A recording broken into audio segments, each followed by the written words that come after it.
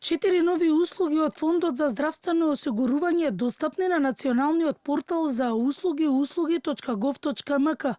Овие услуги се овозможени во соработка со Министерството за дигитална трансформација. Со новите услуги треба да се намали и чекањето по шалтерите и намалување на административниот товар, а исто така ќе имаат можност и поврзување со други институции, како што е Централниот регистар.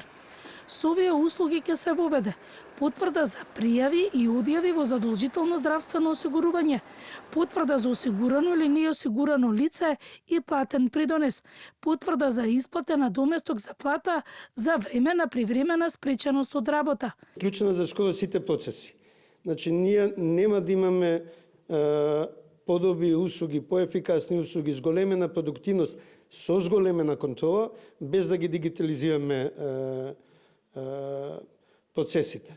Особено сакам да истакнам дека корисниците на порталот на Фондот за здравствено осигурување автоматски се воведуваат и во системот за единствена најава на национално ниво, а со тоа граѓаните добиваат можност со еден кориснички профил непречено да се движат и да користат услуги на различни институционални портали.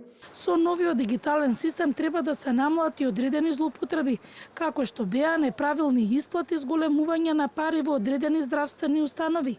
Директорот Клековски кажа дека по направените контроли во 2025 година досега ниту една здравствена установа не ги вратила парите. Највисоката казна за здравствена установа е 75.000 денари за установи кои имат милионски буџети, таа е беззначајна. Значи, го гледаме цел тој сегмент, не икеме да казнуваме, тоа е последното нешто, меѓутоа сакаме да воспоставиме систем каде што тие што не ги кршат правилата и регулативите треба да бидат наградени, потикнати.